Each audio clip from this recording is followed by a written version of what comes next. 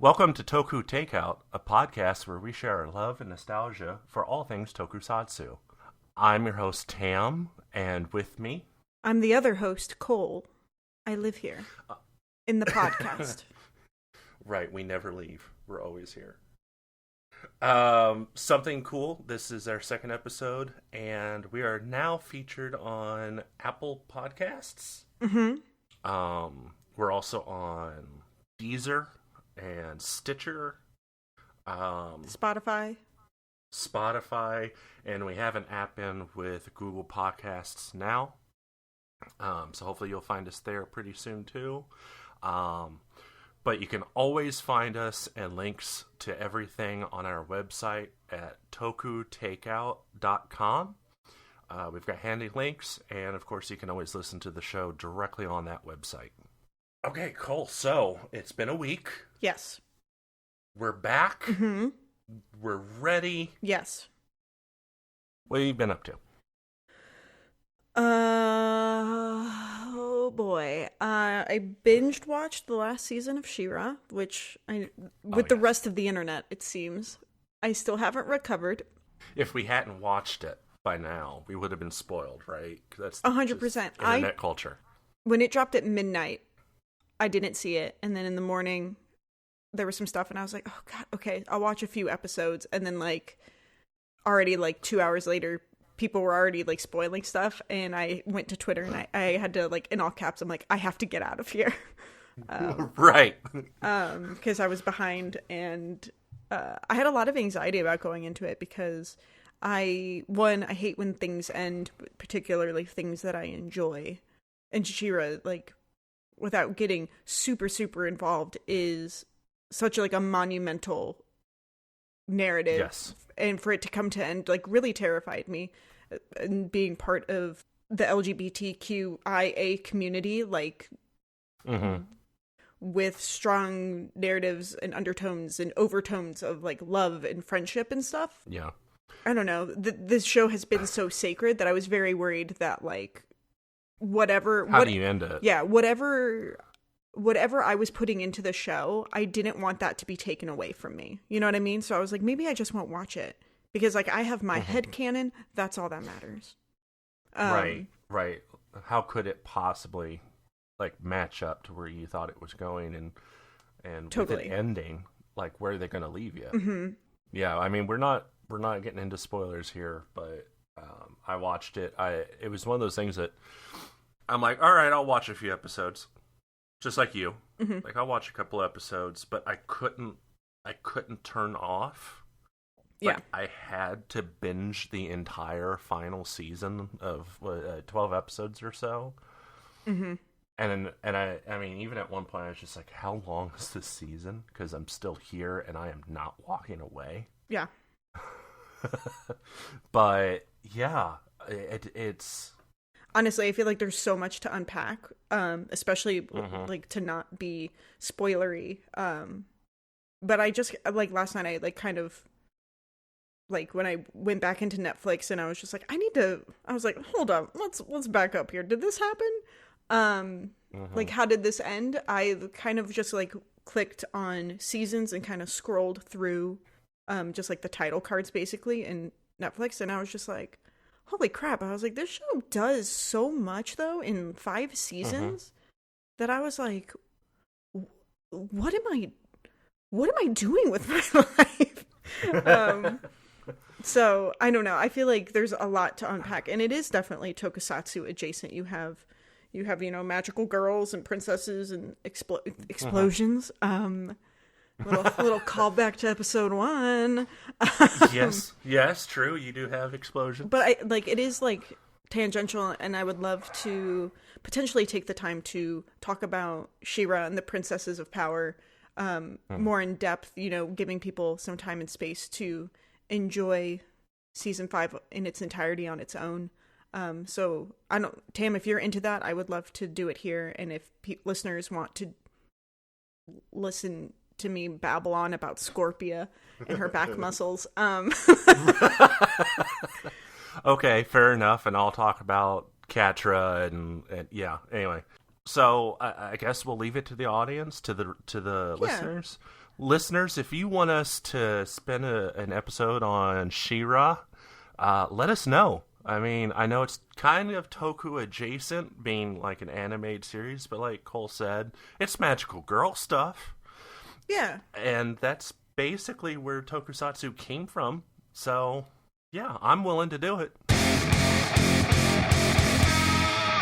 But for now, so the episode that we're doing now is actually going to be about the first 3 episodes of Pirate Sentai Gokaiger. Woo! So, let's get on that. Let's get in it. I have some thoughts. Rock music. Explosions. Yes, I'm here. Hello. What is it called? Episode 1, Space Pirates Appear. Yes. Okay, so Gokaiger episode 1, our premiere here.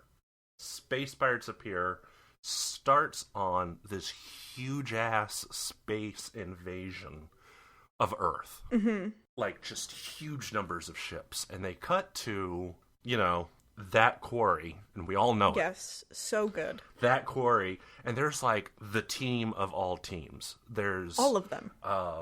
Yeah. Like, every 34 major teams. character.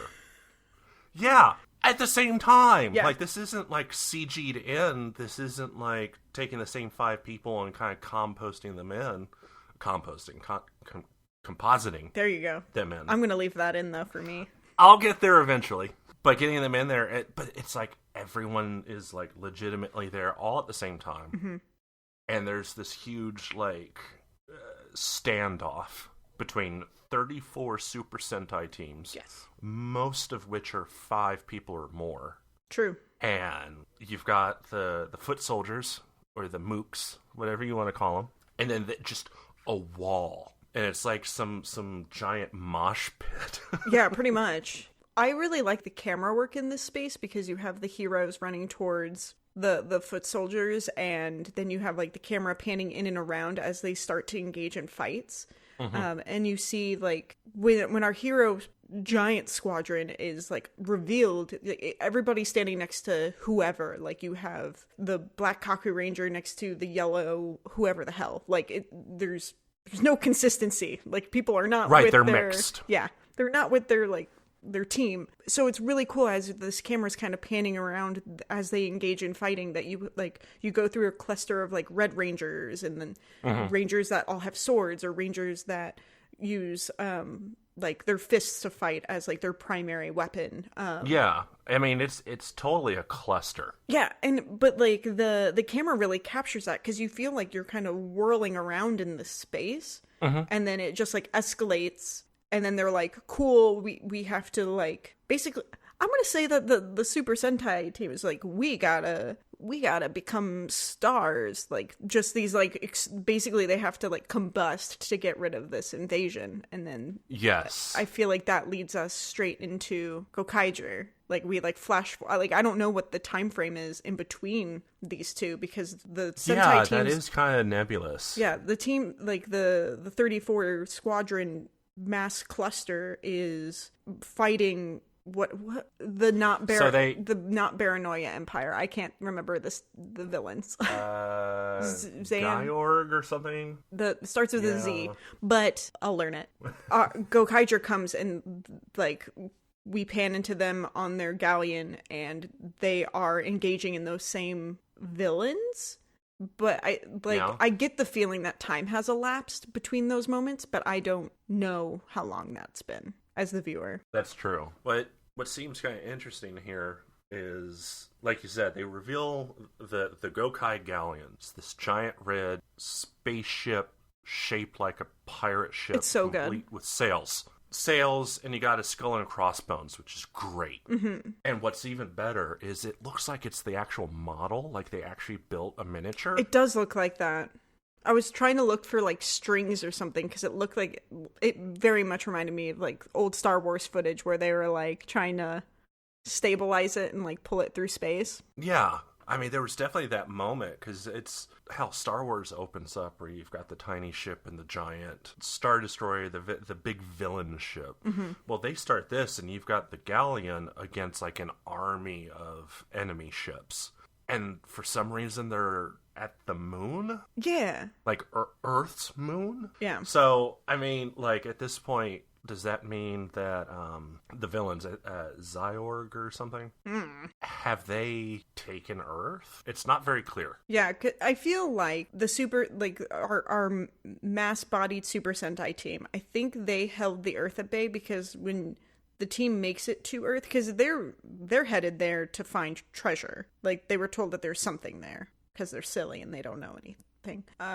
But like when they get into Japan, like when they're in Tokyo, like no one seems imprisoned or whatever, and it's within that first episode that because Gokaiger peeps landed there, people are following, and it looks like they're like, well, cool, we're gonna like take this space while we're here. So I don't know. Yeah, the beginning, it doesn't make sense. Yeah. It doesn't make sense, but that's fine. I'm not here for it to make sense, really. Right. No, we're here for the fun of it. And Gokai Galleon transforms into the big Gatai, which they're calling Gokai O, and it basically does like a rider kick, and takes out all these other ships in space, and then they come down, and they're like, I don't know, probably Tokyo or something.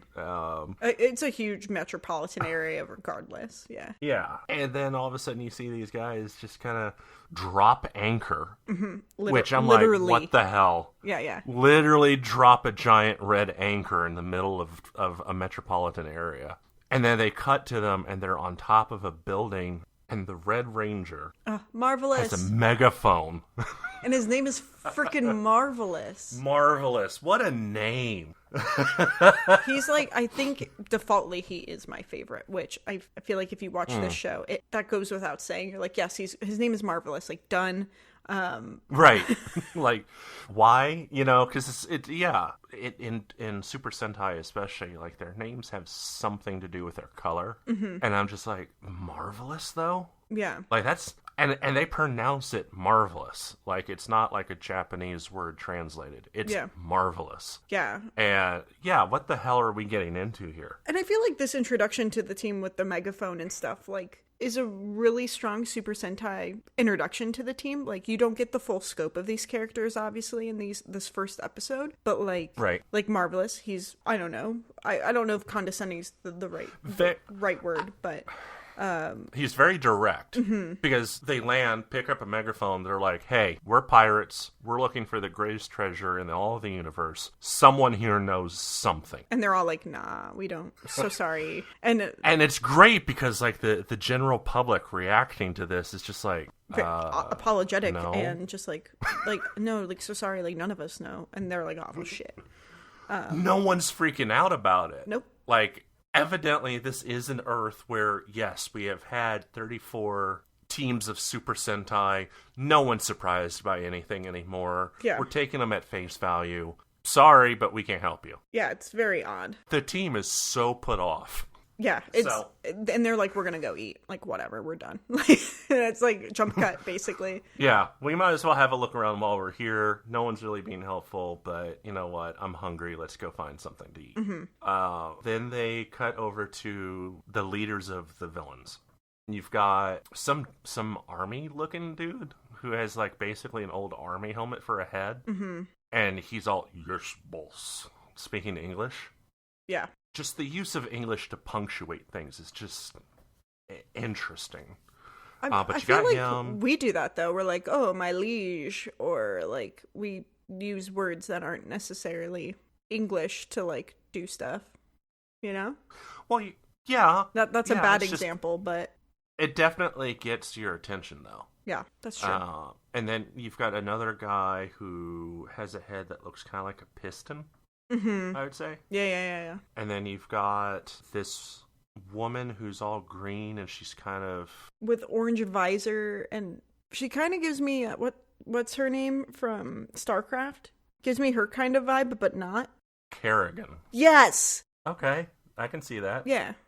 I don't know. She's got, like, tubes. Yeah. And kind of almost like a dreadlock style hairdo. I feel like these villains are very, like, biomechanic body horrors compared to, like, other seasons. Like, I don't know, I think of, like, I mean, my Super Sentai experiences in the 90s, but, like, a lot of them are just like, here's a ghost man, lipstick songstress, like all these things that are just like weird abominations. But these, like, there's like in episode 3, jumping ahead, there's just like a dude who, like, in his bodysuit you see a baby version of him carved into his torso, into his like biomass, and then he has like metal thing to the villains in this one, like, if I look at them too long, I like see the detail and then I'm like, oh, I'm upset. Which I don't usually get from the villains. So, like, they went for something and we got it. Yeah. Yeah, no, I agree with you. There's something kind of cyborg-like for a lot of them. And you were bringing up body horror, and I was kind of thinking of this. I think he was for Lightspeed Rescue over here with Power Rangers, Rancic. No idea. Where he was supposed to be like a mutant from the future. So I guess Time Force. And they had done up this, I guess the actor was like an ex-wrestler, so he was pretty built, and they had like covered one of his arms in like this kind of like scarred tissue. Ew. Sleeves, and had kind of like some metal bits because he looked kind of cyborgish. It's not quite that visceral. These are completely monster suits, but I can see where that's coming from. It is similar to that. They're kind of a cyborg-like. They don't look all mechanical. Yeah, and there's like I don't know if it plays into like the suits nowadays being like, we have lighter weight materials or more breathable materials, so we can make it so it's more form-fitting for the actor within the suit. I don't know if that's a unconscious thing for me, where I'm just like, because it's more humanoid in shape than like the bulkier versions, that it triggers something in me where I'm like, oh, I don't want to look at it. That's something I might have to unpack. But yeah, these villains, I think, are creepy. Yes. You definitely get a sense of creepiness until they introduce the prince. Yeah, who's like, I would say pretty different from everyone else. He's very like clean cut. I would almost say pretty. Yeah. Straight edges, metallic. But I'm interested, like, he has like flowing, like a captain's coat, I guess, like shoulder embellishments and like long sleeves, and he's so, I'm trying to think, kept together in his head and hair, like, because he's like mechanical.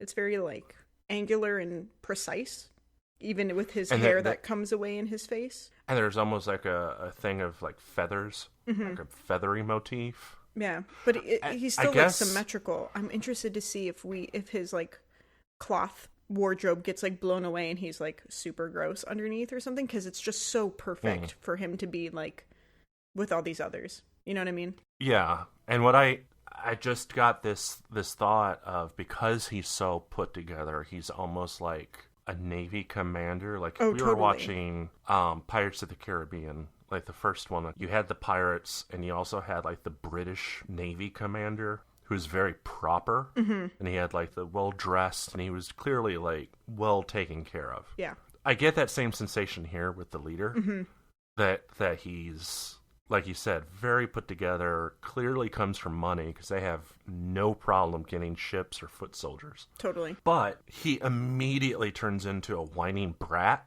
Yeah, I would punch him in the teeth for sure. Like, what the hell? You know, why are these pirates here? What happened to this team? I want my crap back. I want them to pay. And he's just whining. I have his name down here as Waltz Gill. He gives me real bottom energy. Oh, yep. In the notes, I see Waltz Gill is a bottom. Yes. I wrote that down in the notes I took for this episode.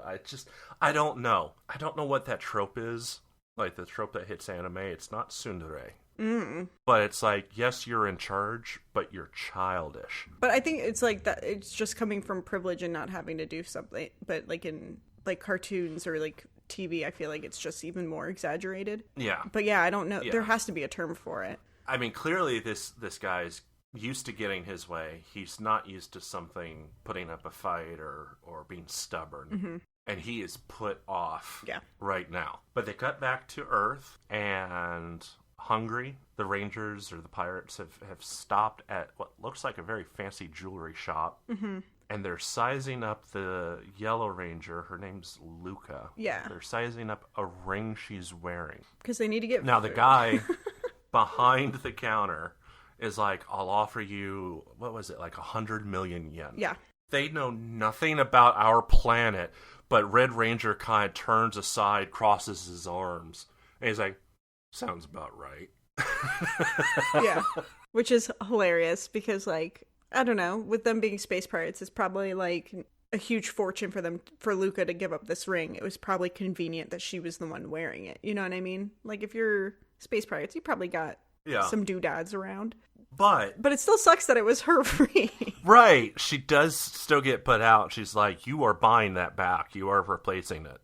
It quickly pans to them walking to, like, a curry joint, and Luca, being the genius she is walking down the street carrying 100,000 yen in her hands and, like, walking past people, and, like, even, like, was it Joe, the Blue Ranger, is just like, the hell are you doing? Yeah, because they cut kind of a wide angle shot. And you see kind of them just mingling in the public as they're walking to find food. And this guy walks past these people in brightly colored clothes counting money. And he gives them a look as he walks past them. And I don't know if that was scripted or if that was just a crowd shot. But the guy just looks back like, excuse me? Don't count your money in public. Yeah. It's so stupid. Put that thing in an envelope. I feel like we get what we want, like, really quickly from this, because they're like, you see this and you're like, you freaking idiot. Like, I have so many words for this. They get to the curry spot, though. Cool. They get curry. Well, they're waiting for curry, and then we have explosions. And then I'm just like, yes. And in my head I'm like, friggin' serves you right, idiot.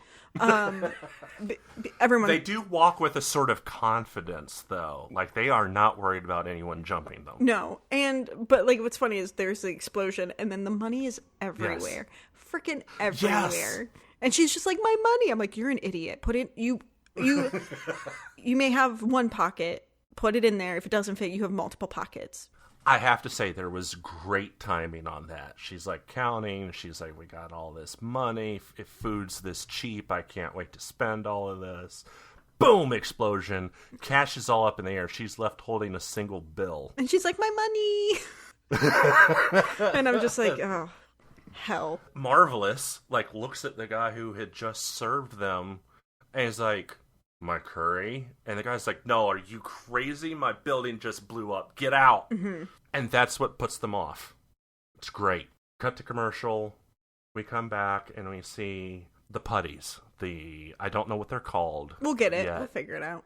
But the foot soldiers, I have to take a moment to say I really love the kind of, it's a very Art Deco kind of style on the foot soldiers. Yeah, they have that chest piece to go with the helmet, and they're not necessarily symmetrical, but yeah, I could totally see that, like, Art Deco influence in their markings. I mean, I keep thinking of the Chrysler Building. Oh yeah, up in New York, because it's got that kind of, like, they've got these almost like black window spots or whatever you want to call them. It's just, that's a really good way to describe it.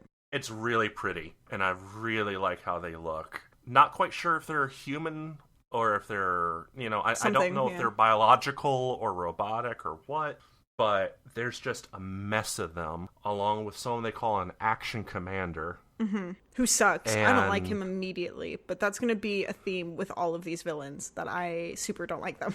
Right. You shouldn't. No, they get kind of creepy. Yeah. They get creepy, because this guy is like, the action commander is basically like preying on a group of small school children and a couple of women, and just terrorizing them for the sake of terrorizing them. Yeah. And even makes some comment like, your face of fear really gets me going, which is just like, whoa, no, that's wrong, stop. Yeah. Part of me, though, thinks of what was said in Japanese and how would I understand that in Japanese versus, like, the translation. Mm-hmm. Because I'm sure it was still something in that vein, but I'm just, like, not knowing, but not being a fluent Japanese speaker, like, I'm curious if it still has that same tone. It probably, it might, because of just that content, like, how it happens. It's probably that.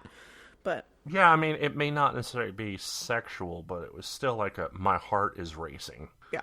And that's like, that's getting personal. If it sounds weird to say, but it's getting kind of personal. It's getting icky. So we immediately hate this guy. Yeah. And then, just to drive the point home, he, like, throws the woman to the ground and steps on her face. Yeah, not into that. I was like, what are we looking at here? And then the rest of them, he's got his gun, which doesn't really look like a gun, but we understand it's some sort of firearm. Yeah, yeah. He points it in the face of the children on top of it. It's like, this is a bad dude. Yeah, and, like... This is a scum bucket. With my Super Sentai experience being, from the 90s, like, this is a huge departure for, like, what... I mean, not a huge departure, but, like, it ratcheted up the intensity or the severity of the situation, because I feel like that would not be in Jew Ranger or Die Ranger. Right. And it doesn't feel goofy. Yeah, and, like, usually, like, in those, it's like, oh, no, the kids ate too much candy, and the candy was made by a demon magician. Like, this is like, no, this is an invasion. They're gonna kill these children, and they're crushing these women, and they're, like, getting weird with it. Right. Like Super Sentai grew up immediately. I was like, oh shit, okay, let's go, I guess. We're doing this. This is a new Super Sentai for a new age. Yeah, no. I like how Marvelous is just like, hey, stop, we don't like this. You need to go. And they're like, what do you, like, get out of here. Like, you're not, whatever. And he's just like, oh. Do you know who we are? And then he's like, okay, let's go. Kind of a moment. The transformation is so good, though. I mean, oh my god. So I'm always going to be for the Dino Buckler from G Ranger. Like, I think that is short, sweet, simple, to the point, like, boom, boom, look at my belt. Like, great. Hell yeah. But this one's cool because they have, like, their little key thing, whatever, and the weird phone thing. But you have, like, the X that hits their chest that puts the skull and crossbones under their suit. Like, their like, black onesie. And then they hit the X again across their body, and they get their pirate coat. That's a technical thing, right? For pirates, their pirate coat. And then you have the V that, like, hits them, and they get their helmet. And I was just like, oh, okay, here we go. Okay. So they do this camera movement, even though it's like the kind of pre-cut thing like we do over here, where it's not an individual transformation. They do this camera work where it, like, rumbles up with each X. Yeah. And just zooms in closer and closer. There's so much energy in it. Yeah. Like, that you're like, oh, this is where it gets real. Yeah. And I have to say, this first fight scene in this show is so fucking good.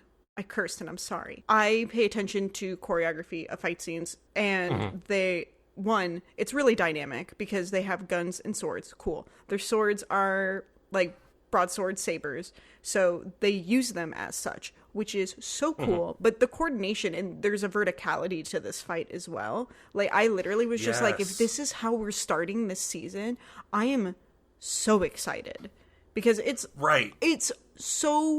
so fast paced. Well, they're in the remains of, like, a construction yard. Like, I guess these are supposed to be buildings that have been partially blown up. Yeah. And like you said, with the verticality, there's, like, wire work. Totally. And it's just like, holy crap. And they're the camera work also. So we know that the choreography, that they're doing simultaneous fights. And then the camera work also has to be there because they're moving from one fight to another in the same shot. And this is just impressive as anything. Totally. And what I really loved, too, is, like, when I think of Super Sentai, a lot of times I think of, like, when I think of these fight scenes, at least, I'm like, cool, Yellow Ranger has their Yellow Ranger weapon, or, like, they all have their thing. But this team has the thing of, they're very improvisational when they're fighting. So, like, if it benefits me to chuck my saber at these two guys and obliterate them, and it's going to get stuck in a wall, I'm going to do it because I have a teammate over there that can get that. So then I can have a gun thrown at me. So, like, their situational awareness of, like, where their teammates are, and their coordination for everyone to always have two weapons is crazy. I was like, they even do eating it up. Doc, the Green Ranger, at one point, was it Doc? He, like, flings a weapon at Marvelous. Yeah. And Marvelous takes, like, I think he takes, like, his gun and, like, does this, like, hacky sack move with it. Yeah, I think, because Marvelous kicks it over. Yeah, he tries to get it back to Joe, I think, because Joe, yeah, there's like a weird like trifecta of hot potato with weapons. But yeah, he tries to get a sword and a gun gets tossed to him to get, none of it makes sense. It's so good. No. But so if we're going to go back to Zoo Ranger, you've got, like you said, kind of the individual members' weapons. You've got the daggers, you've got the bow and arrow, you've got a sword. But on this team, like you said, you've got basically a flintlock pistol. With endless amount of bullets, it seems. Right. Semi-automatic flintlock. Which is a good band name, I think. Write that down. Oh my god. Semi-automatic flintlock would be a good name. I'm taking it. So you've got the semi-automatic flintlock. I'm going to use that in the future. Yeah. You've got the pirate sword, and that's basically it. They don't have individual weapons, but even though they both have one of each, like you said, they kind of fling them off so that you have two members with two guns akimbo, and you've got two members with two swords, and then you've got Marvelous, who holds onto a pistol and a sword. Yeah. Which brings a lot of variety to the fight, actually. Definitely. Because they start out with them separate, but then you split off to, like, the shooters, and you've got the melee. It's very good. Yes. Yeah, it totally... I think we both stopped talking at that point. 100%. And we're just invested in this fight choreography, and it does not let us down. At one point, when Luca, the Yellow Ranger, gets two swords, she suddenly starts using them as kind of like this Chinese flail, like a Chinese chain weapon. Yeah. They're on chains, and she's just flinging them and crossing them around and just taking down a whole team of foot soldiers all at the same time in a circle around her. Yeah, it didn't make any sense. Like, what? But I like it. What the hell are we watching? But then it's time for the kind of, I guess, the hook of the season. Mm-hmm. They gather together as the five, and they pull out a new key out of their belt buckles. Also, these keys, I have an issue with their design. Okay. Like, I like Super Sentai, like all the things look like toys, right? Because they're the enjoyer of the show, and if you get the toys, you're the Rangers, right? Like you have the same thing as them. Like, I think it's real silly that the key is just a little action figure with a key that flops out of it. I don't know how else to do it, but I'm just like, like I don't know how to make that not like, I don't know how to make it cooler, but I'm always just like, you have a little action hero in your belt. I guess that's cool. I don't know. I don't know if it's because it's HD or what, but this legitimately looks like the toy. Mm-hmm. Like, it looks like plastic. You see screws. You see a sticker. You see the assembly, yeah. And it's just like, all right. But this show is so cool because, like, our Sentai team is, I would not say basic, but gun and sword. Mm-hmm. Still very dynamic. But, like, nothing really, like, they don't got, like, their thing. But their thing... Mm-hmm. is using their little action hero belt buckle toy thing into their not phone so they can henshin into previous Super Sentai teams or individual. Yes. It doesn't even need to be the teams. But in this first episode, they go to Go Ranger and Shinkenger, and then Maji Ranger. What I think is very cool about this is they henshin so quickly. And they they pull off moves as they're these Rangers. As like watching this first episode, I was just like, ooh, look at this icing on the cake. Not once did I think that they were losing a fight and needed to do any of this as Gokaiger. I was just like, all right, let's go. Buckle up, baby. Yeah. So they turn into Gokaiger, and then they pull out what it looks like a rugby ball. Mm-hmm. And I'm not that similar with Gokaiger. I mean, I know it's the OG. Yeah. But they're like doing... It's kind of this weird cross between soccer and rugby, right? Yeah. The Kaku Rangers had like a Kaku ball that was basically the same thing where they run around and flip, kick, pass, and do whatever. And then eventually, like, it gets tossed at the villain. And then it either explodes or, like, this one, they jump, flip, kick, whatever. And then it summons a dump truck. That sucks them all up with a vacuum. Yeah, it's so stupid. It's so stupid. It's so weird. Sincerely, my favorite part of that, besides the what the hell moment, was it just drives off. Yeah, like there's no one in the truck as far as we know. It sucks up foot soldiers, compacts them like the end of the first live-action Ninja Turtles movie, and then just drives off the lot while the fight continues. I like to assume that like it's out of sight, out of mind. It just like is an apparition and then just disappears. It just bugs out around the corner, and you're like, okay. Yeah. I was kind of surprised that immediately after that, they turn into Shinkanger, which, you know, we got his Power Ranger Samurai. Which, this is also cool, because as briefly as they were that, they use it as another, like, the saber is a one-sided sword or whatever, but they use the sword differently than the sabers, which I just wanted to note. The way they move. Yeah, it does change their fighting style, because, like you said, as brief as it saber, was, it's more of a katana. I was just like, look at you. Oh, I love it. But it's like for 1 second. And then boom, Magi Ranger. They do the Magi Ranger wand attacks. Or I'm sorry, Magi stick attacks. Interesting to note that in the original Magi Ranger season, the Blue Ranger is a girl and yellow is a guy. And in this transformation, they actually retained their color. So Joe, who's the Blue Ranger this season, is the Blue Magi Ranger. But they've altered the costume to fit the male. And then Luca, who's the Yellow Ranger, gets a Magi Yellow outfit, but with a skirt.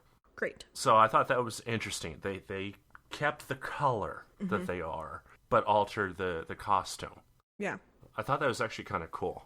But after that attack, they're back to normal, and then they go back to using the swords, and they're back to their normal pirate suit. But it's time for the finisher. Yeah. Something pops out.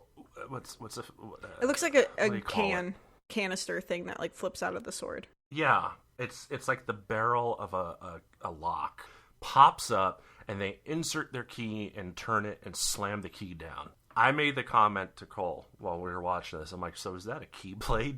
And I got mad. Yes, he did. You're like, I hope not. I was like, get the hell out of here.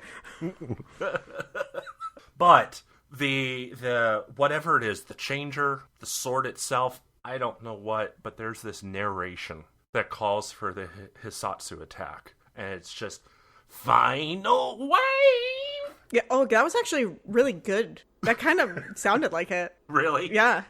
I would give it like A minus A. Like, you're close. Really? Yeah. We just need to add some reverb to it, I think, and we'll kind of be there. That's amazing. Thank you. Yeah. That's very good. So we hear that. And I don't know. That is excellent. I don't know what you would describe that as, narration, what, but that will stick with me through the rest of this series. Because, like, you don't hear that voice. I love the energy. In any of it. Like, it's not a narrator. It's not the mechanical bird that, like, lives on the ship or whatever. It's not that. It's none of their voices. Oh my god, how did we not talk about the bird? Because the bird hasn't really done anything yet. The bird comes into play, though. Is it the next one? Okay. It's the next one. So they do a final wave. There's no robot action. There's no combiner action. And there's no monster growing. Nope. Which surprised me. Honestly, I feel like if you did, your head would explode because so much happened in this first episode. Because they threw so much in, yeah. No, I agree, but it was still kind of surprising. But yeah, huge explosion. Everyone's fine. And the children and the women come out and thank the team. Hey, you're the 35th Super Sentai. And I love that they're like, thank you. No, I'm not. Shut up. Like, they're just like very dismissive. Right. They're like, thank you so much for saving us. And they're like, we didn't save you. They're like, they ruined our lunch. What are you talking about? Like, whatever. I was mad. It was just, well, then why did you fight them? Well, they blew up my curry. Oh. And then they're like, okay, bye. And like, just walk away. It's very weird. And that's the end of the episode. I thought it was like a little bit like of a jarring tonal shift. Like, not in the whole show, because like Marvelous is very like up his own butt a little bit. But yeah, like if I had just saved some kids and some ladies, I'd probably be like, you good? Cool. All right, I'm gonna go eat now. Versus like I'm out, you know? So, like, why are we wasting time with you right now? Yeah. You know, I still haven't eaten yet. Goodbye. Yeah. Hell of a way to end the episode. What are your impressions of the team and the team dynamics at the end of episode 1? I love Marvelous. Even though I kind of think he's a dingus. The Pink Ranger? I don't know her name. Ahim. But she's very like princessy, like very much like carries herself like she's trying to do well and like is very proper. Or not do well, do good, I guess. She is well, whatever. I feel like she might be the sleeper hit. Like I bet she's like super cool later on. Luca's kind of edgy and maybe cool. I think she's an idiot right now because of all the money. Joe is the moody Blue Ranger who I said he reminds me of like a dude who got a makeover by the original Queer Eye guys. And I think that makes me dislike him because I'm like, why do you have that scarf? Because you already have the accessory of the texture of your pants. Right, where they're not slashed, but they kind of look like they were ripped and then sewed back together. It's like, hi, do you like your jeans all in one piece? Well, I cut them into 4-inch squares, and now I guess I'll put them back together. But, like, he's very, like, moody and mysterious, so I'm like, that's cool, but the scarf doesn't do it for me. And then there's Doc, who I think is just a bumbling idiot as of right now. And I feel like all the other characters have, like a really strong sense of self, like, in their writing at least thus far, like all their actions, I'm like, oh, this goes on, of what I know with you right now, this makes sense. Where Doc seems a little bit weaker than the rest, and he's also kind of like, he's like the doofy, like, I don't know, this would be a fun joke, let's just have Doc do it. Yeah, definitely like the obvious comedic relief. Yeah, and like I think he might be cool too. Like I really loved Boy in Jew Ranger. At first was just like, he's the young doofy one, like whatever, but he actually really, I was just like, oh, okay, like, you're actually going some places. So I hope that he also has some growth, which we do see a little bit of in one of these episodes. But yeah. But yeah, I don't know. I'd probably hang out with Marvelous and we wouldn't talk much. Which is fine. And he would probably be just fine with that. Yeah, it'd be cool. I'd eat curry with him. It's fine. Yeah. Thinking about the team, I'll put it out there. I did while we were watching it. I want Ahim and Luca to kind of step on me. Yep. But Ahim would be very proper, like, and apologetic, and just, I'm so sorry, are you okay? As she's stomping on me. And Luca would be like, is that what you wanted? You got enough? And somehow that dynamic would work. All right. I'm just putting that out there. Okay. Good to know. Joe. Write that down. I get Please note, Joe, like you said, is kind of the moody guy, but he has these moments. I think he's got the hots for Marvelous. Because, like, right at the end of the episode where Marvelous is like, we fought these guys because they blew up my food, he gives this smirk. Oh, that's true. Where it's just like, that's why I love him.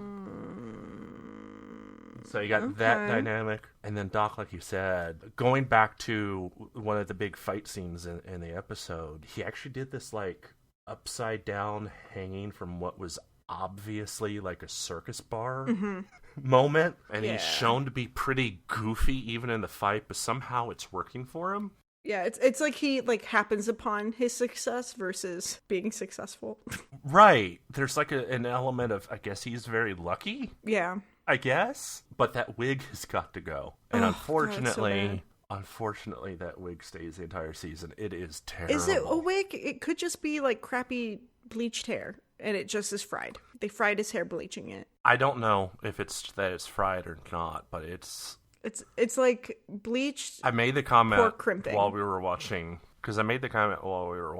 that everyone on the team is very pretty, except Doc. And Doc looks lovable, but God, get him to a salon and fix his hair. Even his style is a bit like haphazard compared to the others, and I guess it's to lean into his style, but it's still like, I feel like there's a way to still be defined as Doc and have it still fit kind of like within the symmetry of the other characters. He's just like the outlier for me.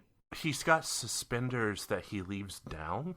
Did you notice that? I did, but I didn't. I meant to look to see if he was wearing a belt, because he might be wearing both, because he's a doofus. He probably is. I don't know. Like he said, I like that you picked up on outfits. Yeah. Because there is something a little bit just not all together. Not like the rest of the team. And then Marvelous, of course. Our red for the season. He's the one who looks like the frickin' pirate, not as a pirate. He has the red jacket, the piratey black boots that are pointed, the pants. Yes. The pantaloons. And the entire time he is he's completely confident in everything. I want to say he's almost the opposite of the villain, Prince, because they're both very kind of flashy, and they're both kind of bratty. So maybe he's not that different. I guess they're kind of like mirror images. He's a man on a mission. Mm-hmm. He's not going to let anyone get in his way, and he's extremely confident. Yeah.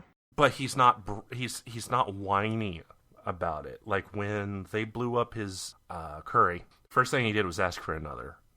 Yeah. And then he's like, fine, you're not going to give me another one. I got to go take care of this guy because now I'm pissed. I don't know. I like the dynamic here. Yep. And let's keep that going to episode 2. Now, episode 2 is a little bit different because it's less... What's episode 2 called? I forgot. Oh, it's called The Worth of This Planet. Oh, okay, beautiful. And it's less... I want to say less cinematic. Like, the first episode was practically a movie. In 20-some minutes. Right! A 20-minute movie with full effects. Mm-hmm. This one starts off a bit slower. We've got the team on the ship. Joe and Luca are playing cards. Ahim is like, I guess, drinking tea. Marvelous is brooding. Yeah. But they come over to the bird. Navi, which is a fun name because it's very much like Zelda's Navi in Annoyance, I think. Endearing. Yeah. Endearing, but annoying. Endearing, yeah. They both serve the purpose of being the navigator. I get that. Mm-hmm. That's a thing. But what's really weird is they walk up and they're still talking about I don't even think Marvelous is in here yet, but they're talking about the ultimate treasure that they haven't found. Yeah. And they walk up to Navi and they're like, do your fortune telling thing. Which is what I always say to a robot, so. Right. Little steampunk robot parrot. Oh, do your little fortune-telling thing. Excuse me? Mm-hmm. Okay. So it shoots up and hits its head above the captain's chair. It says, basically, you're going to find a person dressed all in black, and they'll lead you to the... Yeah, they'll know something. So they cut to this school kid on a bike, dressed completely in black school uniform. There's a group of businessmen wearing sunglasses that are like jogging. It's very weird. I did not like that. It made me think of Tom Popo. I don't know why, because I don't think there's a scene like that in Tom Popo, but... They go down and they looking for someone dressed in black. They're like, it's lead. It can't be that hard. And the music is just, the background music is appropriately silly at this point. Mm-hmm. Very obviously, there's a lot of people clothed in black, which is great. I love the fact that they don't give them an easy time of it. Yeah. But the kid from earlier in the school clothes rides up on his bike and basically just goes, hey, you're the space pirates, right? Which is how I start know where the magic is. Yeah. Right. Very I know where the treasure is. It's just, and they go for it. Mm-hmm. They don't know anything about this planet. Someone rides up on a bicycle. Hey, I know where it is. Oh, he's in black. He must know what he's talking about. Yeah. Okay, these guys are gullible. Yeah. They find themselves at what like a boatyard or a dock. I don't exactly know how or why they're there. No, it's just that, that Super Sentai change of venue. Mm-hmm. Yeah, so they're surrounded by boats. Maybe they're tying into the nautical theme, whatever, I don't know. But he's talking about the Super Sentai. They have never heard of Super Sentai. They don't know what the kid's talking about.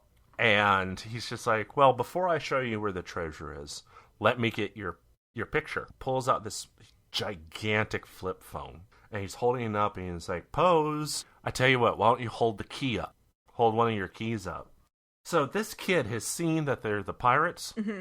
This kid knows they transform. This kid knows that they have keys to do so. Screw this kid. Yeah. Up to no good.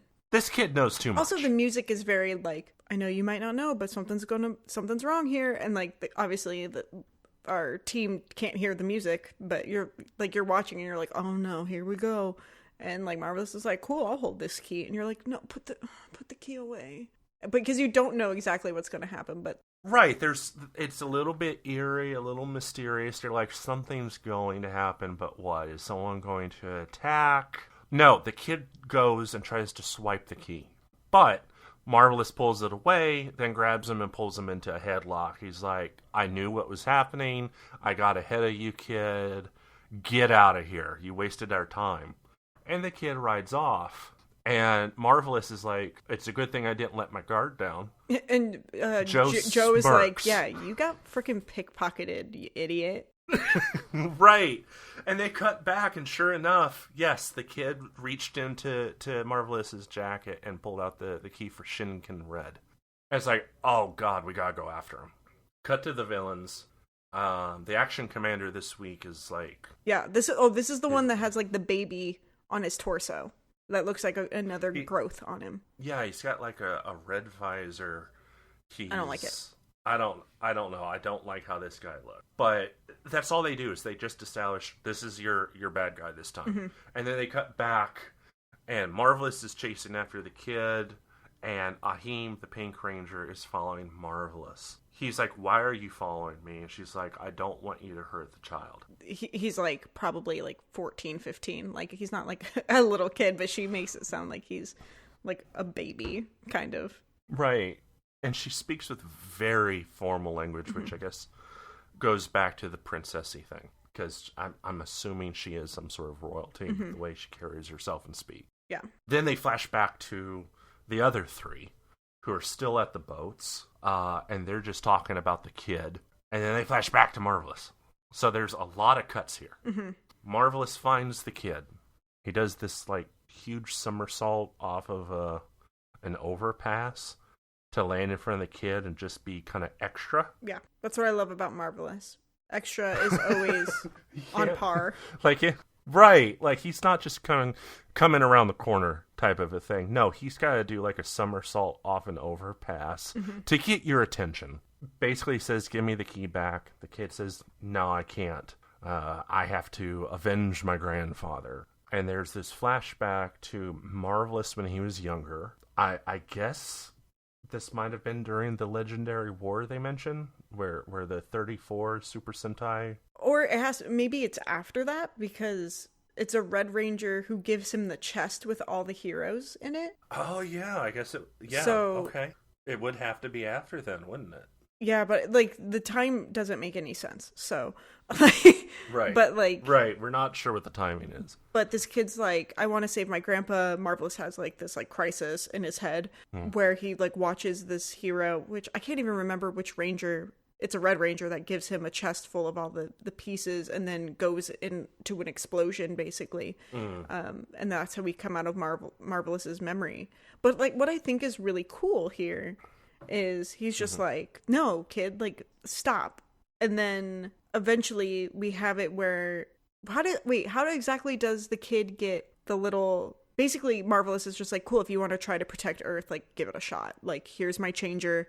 Here's the key. Go for it.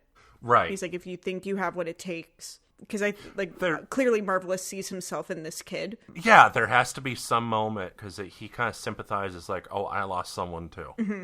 And so... Which I really... It humanizes Marvelous while making this kid, I think, look ridiculous. Because why would you want to go fight Tentacle Man ever? Right. But I do love that, like, this kid changes, he, like, henshins, and then he's just like, oh god, okay, I'm the Red Ranger. Cool. And specifically Shinken Red. Yes. And he was like, well, okay, I have a sword. Like, you could tell that he's like, okay, what's at my disposal? And then he grabs his sword, and he runs into this field of, like, enemies. And what's cool is, once again, the sword work. Like, it's someone, like, they act like they don't know how to hold a sword. That the weight of the sword, like, carries his motions, which I thought was very, very cool to, like, illustrate this, like, unknowing kid in a suit. And we have to note here that the kid is smaller. Like, it's not like that he would be the White Tiger Ranger and Die Ranger. Oh, yeah. Or the Turbo Blue Ranger over here. It's not a kid turning into a human man. Yeah, he still looks like it's like a little body with a big helmet. Yeah. It's very odd. Yeah. But it's cool, and though. He does surprisingly well against the basic foot soldiers. He's not super confident, but you can tell he's motivated, and he's actually kind of holding his own against the foot soldiers. Yeah. But then he turns his attention to the big bad tentacle guy, and he just gets the floor wiped with him. Like immediately. He is immediately. He is not a challenge. He's on the ground. Tentacle guy picks him up and like throws him into a building. Yeah, that makes sense. And the entire moment, you're like, this kid. Doesn't like he gets 14. thrown like he's up a few floors, like on top of like a building structure or something, and it hits a building and then falls to the ground. Like it's not like this is serious. Yeah, he easily fell to the ground like 20 feet after he hit the building. Yeah. Like bleh. Absolutely. You're like, this kid should be dead. Did we just witness a child death? Yeah. But no, it's okay. He's beat up a it's little okay. bit. He's fine. He's a little knocked up, and he de-transforms. But then Marvelous walks over and he's like, "See, you can't handle it. So give me the key back, and we'll get this done." And it's just a really interesting moment. But he stops and he turns back to the kid and he says, "Hey kid, does this planet have any actual value?" And the kid looks up at him defiantly and says, "It's everywhere." Basically, he's like, "Open your eyes, stupid." Like, it's that tone. Yeah. And Marvelous just is kind of like, huh. Like, okay. Like, a little bit dismissive, like in the conversation, but, like, you can tell he's being reflective, like, without letting the kid on. You know what I mean? Right. I like the interaction here because he's just like, well, if there's any real value, where is it? And the kid's like, everywhere. You know, and if you're a pirate, you need to figure that out yourself. Yeah. All right. Everyone gets this moment of the smirk and like, hey, this kid's got some pep. He's okay. Everyone's like reminded of themselves. So this kid's got some fight. And they decide, all right, they're going to take this guy down. I don't know. He's around. They didn't ruin Curry or anything, so I don't know what this is all about, but it's time to fight. So they're in another kind of interesting location, and all of the Rangers are showing a whole lot of attitude.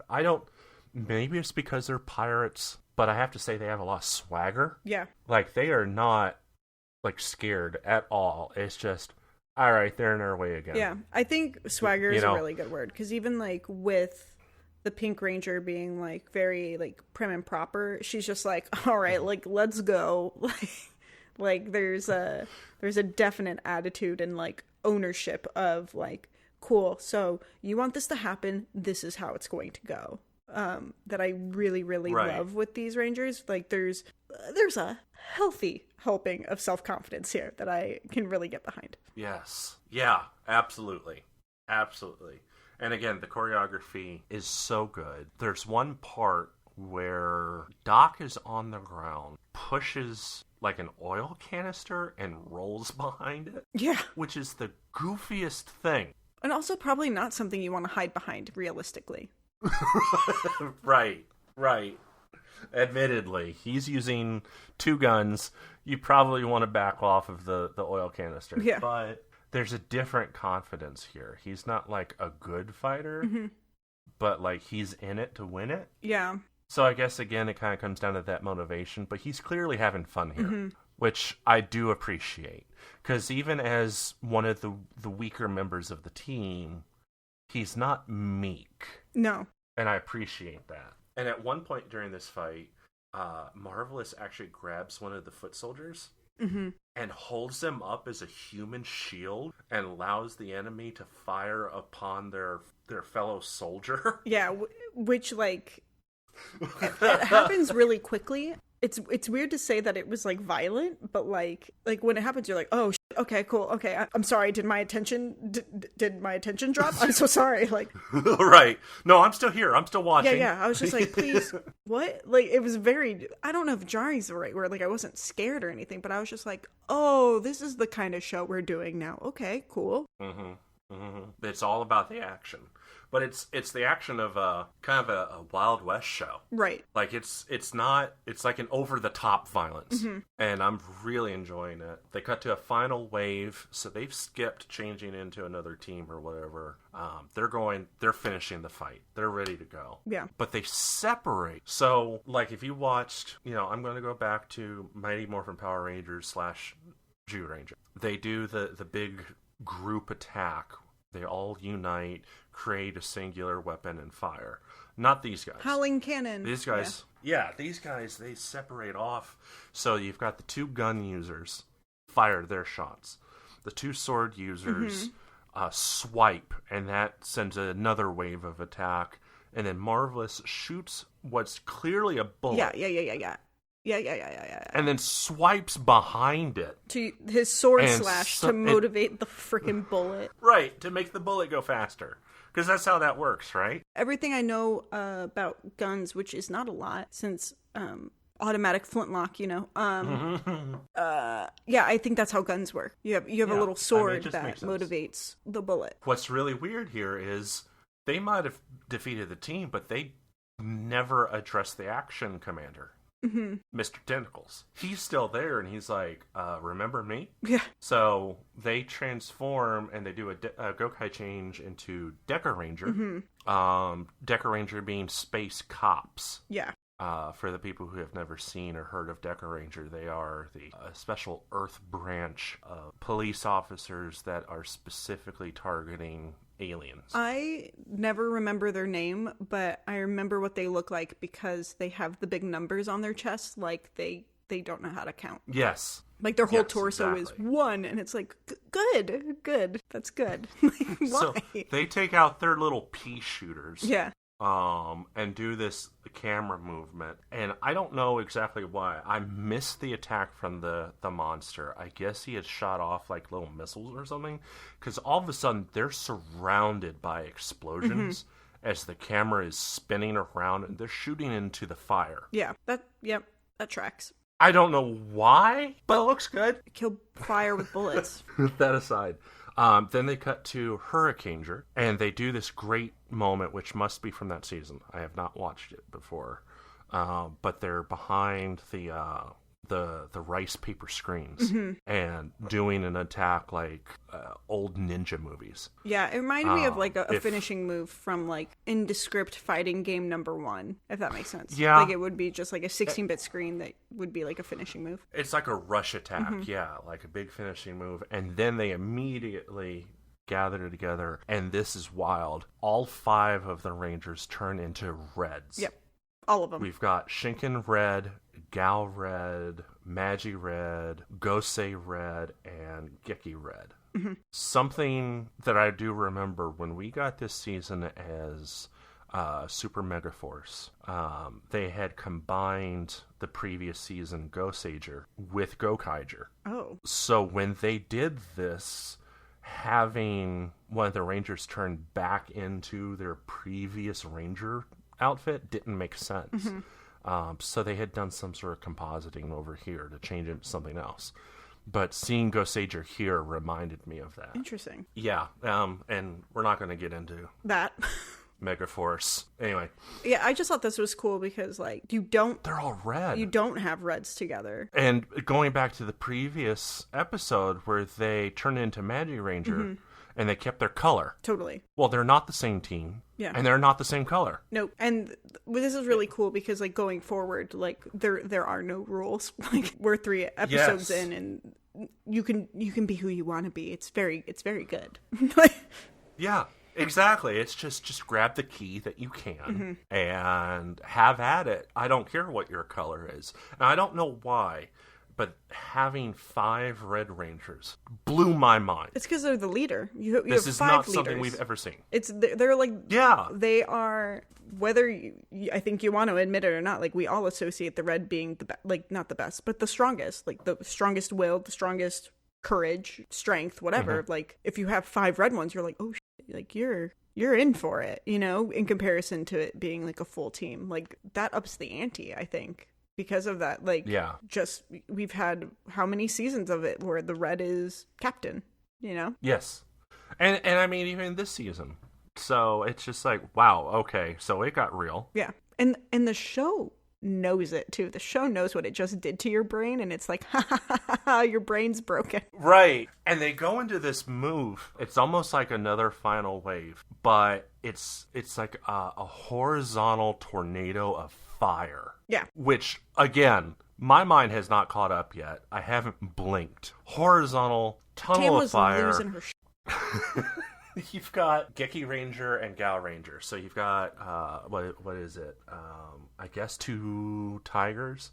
You got 2 cats associated with fire, and they're just slashing the guy up. And then they switch over to the next 2, and then the final attack comes from Marvelous, and he goes down. But oh no, it's time. What happens? It's episode 2. Bum bum bum. Let's get it out, and let's make our monster grow. Yep. So back on like the flagship of the villain side, we've got the woman in green with the orange visor goes over to what's basically like a Star Trek computer, punches a couple of buttons, and this section rises up with a gun, and she pulls out the gun, points it at her screen, and it's this whole big thing like, well, we'll give him another shot, and fires the gun. This killed me. And it comes out to the outside of the ship, which has giant horses for some reason. Yeah.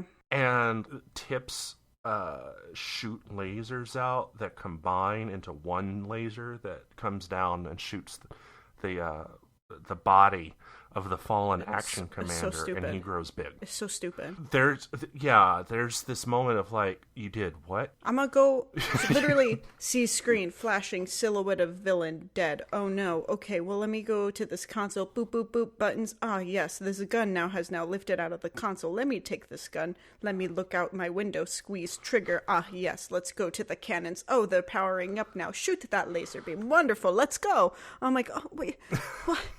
It's so complicated. I guess in Mighty Morphin they did it, but like G-Ranger, like Rita or Bondara just takes that staff and chucks it. Like I'm so that's my like MO. Just like, damn it, right. We get it. You useless thing, and throws something at her. Versus like not this. The ceremony of it all. I was like, this is a significant amount of time that you had to animate. Like, why? Right. It's so weird, but I don't know. It doesn't bode well for this. We're at the point now that you got to cut to the big monster fight. Mm-hmm. First off, we get physical set. Yes. I love miniatures, so we're right into what I love most also about Super Sentai and Tokusatsu. And I think this one is also, if this is the fight scene that my brain is gravitating towards, this one's also really cool because we have stuff, like we have the model work in the foreground, but we also have stuff, like it's not just groundwork. We have piping and stuff going across the top of the screen too, so we're like looking through a structure at this fight scene for part of it, which is super, super cool because you know that stuff got blown up that we were looking through as the viewer. Because we're in this like weird, like we've kind of moved from full cityscape into like commercial construction facility space again. Yeah, like a water treatment or something. A lot of like tubing and pipe, like metal piping. Yes. And what's really cool here is they have the model ship of the galleon. So good. So it's flying through, and it's so silly. I mean, it's just this floating bright red pirate ship. It's I don't know. I love the physical effects. Yeah. But they show all the ships coming in. What got me is that there's suddenly this strip of water. So Ahim's submarine is half in the water. Yeah. As it approaches, I'm like, oh, good. They specifically show off this strip of water. Yeah. I'm like, okay. Yeah, that's how we got to the water treatment. Yeah. They get to the guy and they do the transformation, the Gatai combination to what I am just going to call a Megazord because that's what I grew up with. That hurts my brain. But this is our first time really getting the full transformation sequence.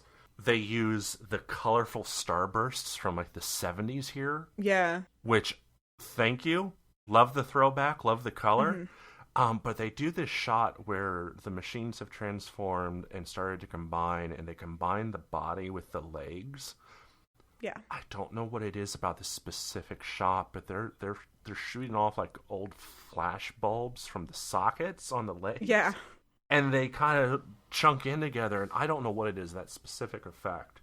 Just, yeah.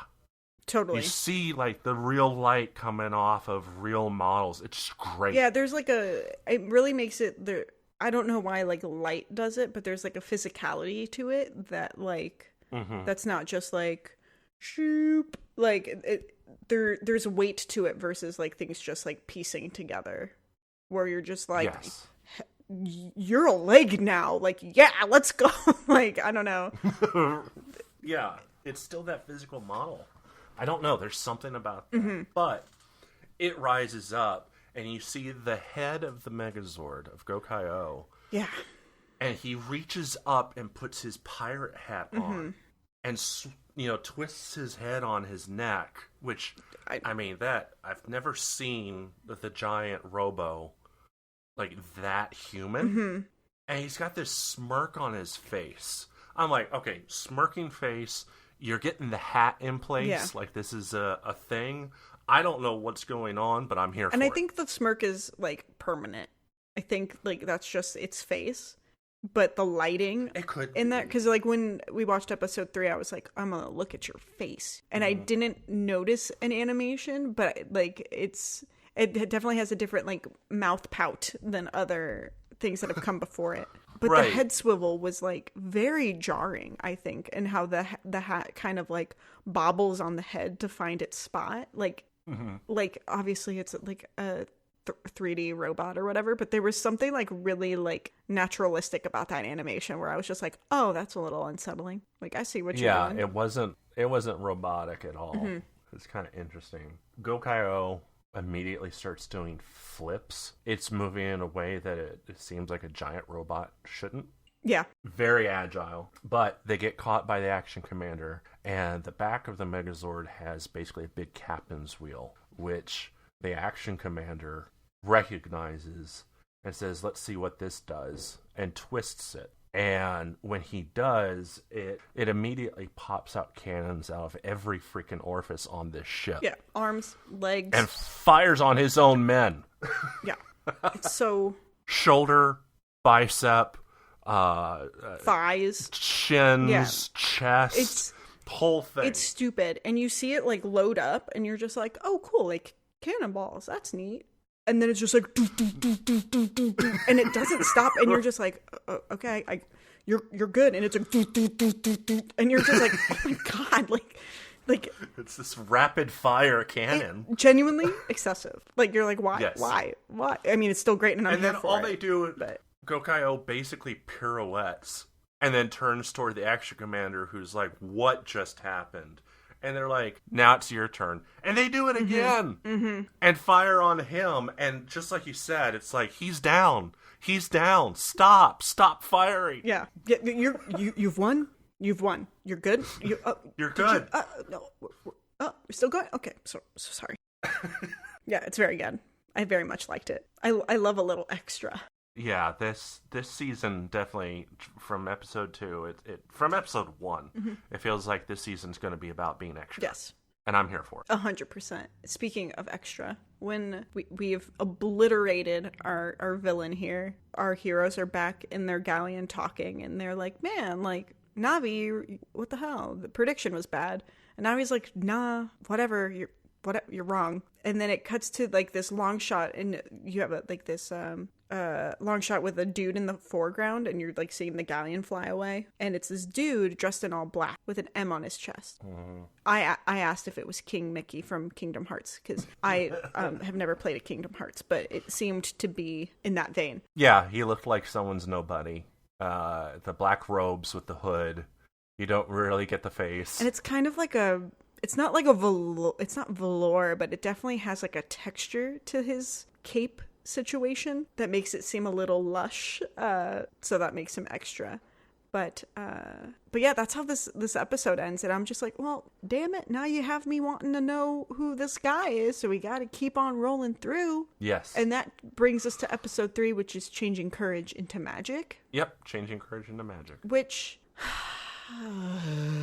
How do this episode starts out where they're basically navigating through heavy fog, or I guess very dense cloud coverage, and Luca is up in the crow's nest. Okay, I'm here. Which I'm like, okay, the crow's nest is functional on this spaceship. All right. They have a collision with one of the enemy ships. It says they turn to fire.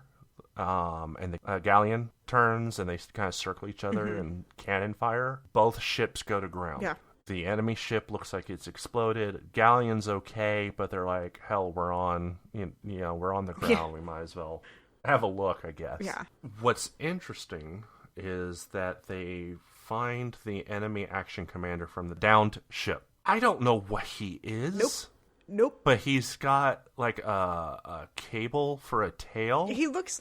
And his big attack is to show you his butt. And the tail thing goes into the ground. He looks like they were like, okay, we need a guy who like can create fissures and pump magma or something. What would that guy look like? And they're like, I don't know, tube butt. And then you're like, oh, okay, great, perfect. And his primary attack is turning away from the enemy. Yeah. And jamming his tail in the ground. Yeah, you would think that directionally he'd be able to do something different with that. But I just like that his response was like, how dare you? Like, why would you do this? Yeah. And they're like, we didn't comes out, he's like... It's so stupid. Yes, it's so petty. Yeah. He's like, how like, dare you? What are you doing here? How did you know we were going to be here? And the Rangers are like, we didn't see you. Yeah, and then they were like, you rammed us. And he was like, and then, like, fight breaks out. Like, right. It's like, okay, that works so for us. petty. But I guess it's because they haven't transformed yet. I don't know. But they kind of wake up, and Doc and Marvelous are in the woods by themselves, which is fortunate because they hear a voice. So convenient. Very convenient. It's Mickey Mouse. And they look up at Mickey Mouse. And they say, who are you? And he says, I'm just a wizard who has lost his magic. So, like, okay. I would have been like, cool, next. Like, right. Like if I'm looking for answers, I'm probably not going to go to a wizard who lost his magic because he can't use his magic to help. Yeah, that's kind of an interesting moment of just why. Yeah. And like... Why am I following you now? I said we were watching it, I was like, he doesn't even look that mysterious. He looks like his like wardrobe was taken from his like aunt's armoire or something. Like, oh, this looks mysterious, and like everything just feels like a little not haphazard put together, but like you didn't have the ideal outfit you wanted, but you have things that are approximate to your mystery outfit. Yeah, because he's got like the black, almost like velour cape. Mm-hmm. Right? With the hood, yeah. Like with the hood. He pulls that down and kind of opens up the front of the cape, and he's got what looks like a dark purple karate gi on. Mm-hmm. Which just doesn't, and he's just like, it doesn't fit. It's not even, it's more like navy. I think it's the navy and black that really irk me, because it's like, that doesn't sound mysterious. That makes me think of like Liz Claiborne or something. I don't know. I guess the other thing that bothered me was that like the fake red extensions in his hair. I was just like, okay. He lost his magic. He's trying to bring it back. But I recognize them from when I've watched a previous season. Yeah. So this is our first returning actor and returning character. Very cool. Mm-hmm. And he basically says, I know what the great treasure is. I'll show you what it is, but you have to come get me. Yeah. You have to catch me, and you can't henshin. Mm-hmm. Whatever reason Marvelous is in it. He's like, all right. And they basically play like this kind of game of hide go seek. So stupid. But I think all of it, like every time we hit the next wave of this adventure, I was just like, this is dumb. And then, or something happened, I was like, oh, of course. Like, I was a little bit of like a poo-poo on this. Yeah. But for some reason, we're still invested. Yeah, totally. And it's really interesting. But I think I was like poo-pooing on it, like now that we're talking about it, because like we had such a strong setup with that first episode, and then the second one just kind of tried to carry that momentum on like a realistic like weekly scale. You know what I mean? And then this one is just like, cool, let's slow it down a little bit. Let's kind of have a hide and seek. But it's cool because like not knowing. Like, I didn't recognize this guy having not seen the season, but I saw the M and have seen that. So I was just like, oh, okay, like, you're from this group. So, like, I kind of was wise to it. But like I don't know. I feel like if you're going to bring someone back, like, you could do something, like, really, really cool instead of tag. Mm-hmm. But yeah, he seemed underused, I would say. I definitely would. But they cut over to the other three who are still, you know, in a rocky area. They're separated from the other two. and they have to deal with, I guess, the leftover foot soldiers. Mm-hmm. And they have this moment where the three of them transform into different Black Rangers, which is kind of cool. We've got, I don't know if I have it all written down. They go Abare Black, Kaku Ranger Black, and Go On Black. So very cool. Kaku Ranger Black got a skirt, which I was like, that's cool. Like, it's another, like, I don't know. I don't like to say, like, gender swap because they're, like, I feel like even when they're not in their suits, they're all kind of, like, gender neutral to me. I'm just like, you're the heroes. That's who you are. Like. Right. But there's still something to Yeah. it where it's not what you were expecting to see. Yeah. And same thing with Go On Black, where he was like a wolf sniper kind of character. And you see Aheen transform into that. And I don't know, it's just really interesting to see what was traditionally a male-coded ranger in a small, instead dressing a small feminine figure with the full-size helmet. I think for me, it's like the riffing on previous seasons. Like, I don't know, it breathes new life. Like, change it. Like, I guess it doesn't change the canon, but you're just like, it could be anything. I don't know. Right. I mean, there's definitely I could be a ranger. There's an element there that says, it's not that a certain color is associated with a certain body type or gender. It was cool. And I really think this was the first season in Japan to really make that point. And I love it when they all turn into the same color. So we get that here, and they're having to fight the, I guess I'll call him a salamander. His name had something to do with salamanders. But Lava Salamander, which sounds like a Mega Man X villain, it does. knocks them on their ass. So they cut back.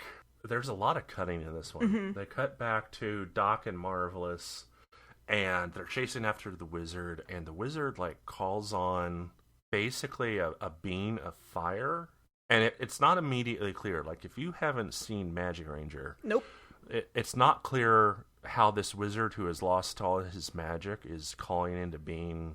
I was mad about it. Tam's talking to me right now because I was mad about it. Yes. I was like, I don't have magic, but I still have magical friends. Like, screw you, you wizard. Right. Just kind of surrounds them in a wall of fire and then runs off again. Yep. And you have this moment between Marvelous and Doc where Marvelous is like, well, this isn't going to stop me. And Doc's like, I'm not jumping through that. That's a wall of fire. And there's this moment of Doc basically says he's good at planning and carrying out a plan, but when it comes to making that, moment by moment decision, he's not all about that. He has no courage. And Marvelous is like, yeah, you do. And then basically kind of just says, here you go, and throws him through the fire and jumps after him, and they come out, and it's all been an illusion. Yeah. Now they're in a cave. Yeah, it's... I don't know where the cave was or how they got there. Just, jump cut magic. He is magical. He lied. But Exactly. But this is weird, though, because they're in a cave. They have a giant stone boulder that's rolling after them. But the boulder, in some scenes, is larger than the tunnel itself and just breaks the ground. So they have, rubble they have to dodge. And then, to get away from it, Marvelous chucks his sword into the ground and then dives towards it so the boulder, which is huge, can use the sword as a ramp to get over our heroes and they'll be safe. Yeah, and it works. Yep. They dive toward the sword and this huge boulder just kind of ramps off the sword. I'm like, that's a good sword. Keep that sword. Yeah, or it's close really to you. good terra firma that it's wedged into. I don't know, but during this section, they did the smart thing where they found another tunnel that branched off the tunnel they were on. So they took a right turn. The boulder followed them. Oh, that's true, yeah. It took the turn. So it bounces off the sword and keeps rolling down past them. And I'm like, I have expected it to turn around. It doesn't. It goes past, but clearly they're not done. Nope. It cuts back to the other three. Yep. Whiplash. We're losing track of what's going on. We've got the whiplash. I will say the pacing of this episode is so far different than the others that I'm so glad that you took some notes because I would be like, I don't know, they fought over here, and then there was some running over there. It's really hard to follow because not only are you switching between the two sets, but they're in like different areas each time. Yeah. It's not, this is, I have to say, this is the weakest of the three we've watched so far as following it along. But they cut back to the three. Now it's a White Ranger time. Which is cool. Turns into Big One from Jack. Gal White, and then Jetman White. And this is cool because like the Jakku guy has like a muscle suit under the suit, which is like immediately noticeable and immediately jarring. Yes, because like, and it's the torso is very like triangular. Yeah, it's a plain white spandex suit. There's like no detail to it. I think there's a D on a buckle, like near the waist. Yeah, I think. It's very simple. And the helmet is just a V shape with a rainbow in it. It is so jarring. I don't know, but that again, I think Jakku was like the third season. Isn't there like a triangle on the chest of the rainbow too? I think it's silhouettes, but it's still like it's all white, even if there is like some ornamentation on the chest. But like it's just like really, regardless, the triangular shape on the helmet and then that bodysuit in like it makes those shoulders look so wide. Yes, compared to the others. It looked like I was looking at like a parody of Power Rangers because they're so muscular in that. But the White Ranger powers actually managed to knock back Lava Salamander, and he retreats. Yeah. Then they cut back to Marvelous and Doc. Whiplash, yeah. Okay, mysterious stranger, dressed like King Mickey, is on a small outcropping surrounded by rocks and crashing ocean water. Don't know how he got over there because, again, he has no magic. Yeah. But he's over there and he has courage, though. Hey. Yes, he does. That's the trick. Yep. He doesn't have magic, but he's got courage, so he's made it. He's like, oh, I guess you got me. You just have to get over here now. I'm not running anymore. Yeah. Marvelous immediately it's just like backs up and it's like, it's 15 meters. I got this. And Doc is jumps like, you're an idiot. Like immediately was like, no, you don't. Marvelous does not care. He can do this. Yeah, Marvelous also does not make it. No. He's caught mid-air by Lava Salamander, who was nowhere near these guys, who had no idea where they were. Yeah. But here he is. It's fine. No questions here. Catches him, starts dragging him back down to the ocean water. Marvelous manages to kick him off and then, like, plant his sword in the rock side. But in doing so, he looks up at Doc and says, I'm fine. Get over there. You can make the jump. Yeah. Now it's your turn. And Doc is like, I don't think so. He's like, none of this adds up. Like, he's very like logical about it. Be like, nope, it's not a thing. Right. But he looks over and he notices above Marvelous, there's a damage to the rock side, and he kind of foresees or imagines that it's going to break off into a rock and fall onto Marvelous, killing him. Yeah. Immediately he knows what to do. He runs back the hill. There's like bamboo. Finds magically like there. Dead bamboo. Yeah. That we haven't seen before. But he takes his sword, cuts it off, and uses it as kind of like a pole vault. And as he's flying, it's not immediately obvious because he's got his gun out and he's not aiming at King Mickey. Nope. He's aiming at what looks like Marvelous. But the rock breaks off. So he has his moment where he fires at the rock, saves Marvelous's life, appears to land in front of King Mickey, looks at the guy. He's very proud of himself. And they look down and they have this cartoon moment. Yeah. Like a Wile E. Coyote moment where he looks down and he is not on land and he's like swimming in the air for a second. Very jarring. Yeah. And then like falls, Magic Man saves him. But Magic Man grabs him, pulls him up. I was like, you're going to have us go through all of that and then you're still going to have like the slapstick here? I was like, why not give him this moment of being like cool? You know? Because I feel like all the... Even if he only barely made it. Why was he smug in that second? Yeah, I wish like he would have like... just like immediately like fell into the side of the cliff, like where he was when Magic Man helped him. Like, I would have felt more satisfied with that, because like right now, like still Doc, I'm like, you're kind of cheesy. It's like you do all the jokes that they want to do but don't know how to fit in, and that felt like very forced. Where it could have been like, we could have really just capitalized on like him finding his courage instead of being like a little smug dingleberry. Yes, agreed. Stranger pulls Doc up, says, "You're kind of a bad pirate, aren't you? You found the courage to help your friend, but you didn't have the drive to do it for the treasure. But now that you have found the courage, you can activate the power of Magi-Ranger." Ooh. Yay! And they flash like the helmet over the guy's face, and he pulls his hood up, turns, and he's gone. Yeah, just like Mickey. I don't know how it works. Facing the ocean. Yeah. No magic. He's gone. Yep. Okay. At that point, Marvelous has hopped up the side of the rock, pulls up to Doc, ready to face this guy, and he's gone. He's clearly disappointed. But no moment to waste. The other three catch up, got the team of 5 and Lava Salamander's back, and he is itching for a fight. They do the roll call, which is kind of fun because only 2 have to change, Doc and Marv. But they do the whole roll call, fight ensues, and the salamander guy turns, slams his tail on the rock, pulls up lava, and knocks the team on their butts. But Doc is like, "Hey, wait a minute. We just found the red Magi-Ranger guy. Let's try turning into Magi-Ranger." Yeah. And cool. Gokai change. I like how they're like, "Oh, okay, yeah." Yeah, they just go with it. They're like, "All right, we're not having any luck in our base form. Let's go ahead and turn into Magi-Ranger." I don't know why. Let's do it. In the transformation, I have to note that Doc like twirls and just I don't know whether it's the final wave or it's the transformation. Doc is always just a goof, and I kind of love it.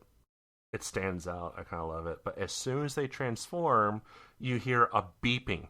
Yeah, and they pull out. Which I didn't know that this team had phones too. Yep. Do we see? And that's another thing that they don't really explain. But again, being an anniversary season, you don't really have to know what it is. But yeah, they pull out a phone. It's got the M on it. It's glowing and beeping. They open it up, and different numbers on the number pad light up in a sequence. Now, if you've watched Magi-Ranger, that's their changer, the magic phone / their magic wand. And what you see is they have learned a new spell. On their phone. All right. On their phone. And they actually say, in this episode at least, "Hey, we've learned a new spell." So it's a thing. Yeah. Like, Doc recognizes what it means now. I'll take it. I won't ask questions. They do the spell, point the magic phone at the guy, and his own tail wraps around himself. Yeah, which I thought was very cool. Because he's been a dingus with the tail, so why not just nod it up. And then they get to do their individual Magi-Ranger attacks.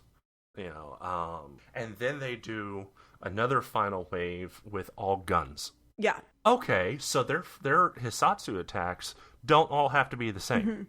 I like that detail. But guy goes down, and we're back up on the ship all of a sudden, and Green Lady with the tubes gets her gun out of the console, and they do the big transformation of the ship to combine the lasers to grow the guy. Yep. It just kind of kills all the momentum you have from the fight, because you know where it's going, and then you're like, cool, we're gonna have this like 25-second break where you're just like, go on. Gotta combine the lasers. It's so jarring. Right. It's just, okay, now we're back in here. No, we're back here. The cutting is getting to me a little bit on this episode. But what's great, though, is like that happens, and then we cut to Gokaiger, like, coming in and assembling, which is like, yes, jarring, I guess, because we're already out of the fight, though, so it doesn't matter. So we're like, all right, let's go. And so it just kind of like ramps up the music and the excitement, because you're like, oh, I get to see a robot fight again. Yeah. I will say that they do cut immediately into Gokaiger. Yeah. There's no like forming. there's no introductory to the assembly. Yeah, it doesn't take time. You don't see the galleon and all the ships flying up from the Earth, really. It's just boom, robot. Yeah, it's like Great. here, hat, tilt, Back to Earth. boom, we're going. Now, Lava Salamander comes up, and he's also got the blue guys, the blue foot soldiers, the kind of like, not enemy commanders, but they're like the next tier up. They're level 2. Level 2. And all of a sudden, they can transform into fighter ships. Yeah, I'm not gonna ask questions. I don't understand that, but they do. But in the Gokaiger and keys are lighting up on the phone again. And Doc is like, oh, you know what we should do? We should try using this magical spell in the Megazord. Okay, why not? Everyone's Copy cool with paste, let's go. And they cut to this transformation where, again, the shoulders open up and the shins open up, and out of the shoulders pop basically a big dragon wings, and out of the shins pop dragon claws, and then the chest opens up and transforms to a chest burster. Yep, I did not love the dragon coming out of the chest. I really... It's just this... It's a dragon head and tiny dragon arms. I know. I wish they would, like, with it being, like, magical, I wish, like, the torso would have, like, flipped around on itself for it just to be a dragon versus having it just, like, exploding out of our pirate's chest. Because I was like, oh, this is cool. So far, I've really loved the model work, but they do this, and it's just this, like, stuffed robotic. I don't know if that makes sense. But it's just like this dead thing in the shape of a dragon. Yeah, it's so weird. But hey, now they can fly. Okay, I'm a little confused on this because they go to space to turn into Gokaiger, and it lands safely. But they're like, oh, hey, we can fly now. I mean, like, I don't know if I'm gonna necessarily start asking really heavy-hitting questions now that I've watched. A robot pirate do a lot of things already. Right. So I'm like, I'll concede that one. Maybe the Magic Man I have more questions for with his magic that he's like, I have no magic. Look at my magic. But I don't... This one, like, it was very much... I got the feeling of like, all right, guys, where's our special effects guys? Cool. The 3D modelers? Wonderful. So we're going to have some dragons that are going to come out of they're like, we got this. And you're like, but they're like, no, shh, we got this. And it was like very much like I feel like the animators had a blast. They're like, okay, dragons, we need cannons. We need some explosions. Cool. Can he flap his wings? Great. Like, right. Like they were just like everything in the kitchen sink for this to happen. But it's cool though, because the dragon... I don't remember exactly what makes it happen, but the dragon is able to leave the pirate's body and then fly individually. But all of this is really cool though, because you have CG and then you also have model work for all of this. So it's like this weird hybrid, which is really, really cool. And I've just kind of stopped asking questions and have just been saying okay this whole time. I will say though that they like cut back so the final attack time, they do the let's go thing with the big spin of the captain's wheel. It's great. Dragon fires out of the chest. It's a full dragon. It loops around the salamander guy and does like a magical binding spell. Oh yeah, this is cool. And they cut back to Gokaiger. And the chest flap is still down, and there's this empty void. And then the dragon comes firing back at Gokaiger head first, and then just, transition, and it's back in the body. Yep. Okay. Yep. And mind you, the chest is not large enough for this dragon to turn around. Right. The dragon is the chest. But I will say that the Magibind does give us the big explosion we want. Yeah. Lava Salamander is defeated. The team is successful. They cut back to King Mickey, and he turns toward the magical fire being and says, "Thanks for your help." Thanks for your help, Flagel. Okay. And then he says, the magic power is probably better in their hands. Really? Okay. Little weird. Yeah. Cut back to the ship. Everybody's happy. Everybody's back to drinking tea, playing a little bit of poker. And they actually go up to Navi, the kind of steampunk parrot, and they actually apologize to it. Mm-hmm. Navi is like, see, I told you that you would find someone in black that would take you to the treasure. And like, you were right. We'll never doubt you again. And end. But, yeah. That's our ending. So, like, we didn't really... It's really weird. We didn't get the prince. Mm-hmm. The one time that we saw the flagship was just for the Make My Monster Grow moment. Yeah. Which I don't think we really needed. Nope. I wish it was just, like, her holding up the gun, and then, like, even just the action of... If they wanted to use that footage, just the action of, like... Or hitting the freaking button that pulls up the thing, and then the laser beam goes off. They could, yeah. Absolutely, they could. Just hit the button on the console. You're absolutely right. Hit the button on the console, cut, you've got the guy on the ground, laser comes from the sky. Yep. Done. Boom. That would have been great. Hire me, Super Sentai. I'll help with your editing. Trim the fat. But I will say that Magi Gokaiger took me out of it a bit. Mm-hmm. My wife and I watched Magi Ranger years ago, and we loved it. And we loved the dragon transformation and everything.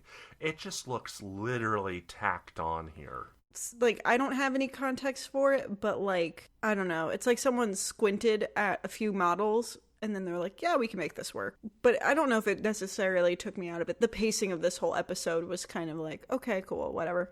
Like, this is fun. It was just less engaging than the last two. I like that they split the team up. Mm-hmm. I like that. But the way they cut back and forth, whatever reason, it was just harder to follow. Yeah, and I feel like the first two episodes really, like, established, like, some, like, world-building storytelling, where this one, I think you could argue, was still that, but it was so much weaker because the mystery man is still a mystery. Like, we didn't learn anything. He said that he had no magic, but I think he has proven otherwise. And, like... I keep going back to that that image sequence, that meme of Tuxedo Mask. Mm. You know which one I mean? Yeah. The my work here is done, but you haven't done anything. Yeah. Away! Yeah. It's like this... I mean, okay, cameos, you're limited. You know, you've only got the actor for so long. It can come down to a money thing as well. I'm glad that they got a cameo, and clearly that's what this episode was. But it didn't feature the return of Magi Red. Yeah, and it implies that he no longer has his magical ability. Yeah. Which, again, not knowing, even if you don't know anything about Magi Ranger, it's just like, okay, I thought they had established that they couldn't transform anymore at the beginning of the season. Mm-hmm. But you're saying he can't use magic either? That's kind of weird to me. They just didn't do enough with it. And it makes me worried, too, like, going forward. And I'm like, okay, cool, we're probably going to have more cameos. And if it's all, like, or if it's just 4 more lessons... Like, or is it going to be 4 more people who don't say much or do anything and send us on a wild goose chase, and then they're like, the power was inside you the whole time, like, which is fine, but I don't know. I would hope that maybe they pace it better, because the power is always inside of us the whole time. We know this. We've been here for how many seasons, but there's been other ways to explore your courage than this episode. Yeah, I agree. And I guess... I mean, we'll find out next time when we watch the next episodes, 4 and 5, I would assume. Mm-hmm. But that kind of wraps up the first 3 episodes of Gokaiger.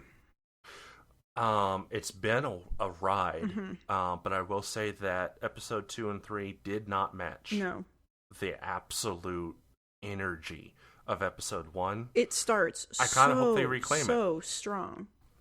I think episode 2, though, is... paced really well for like the story that it's telling.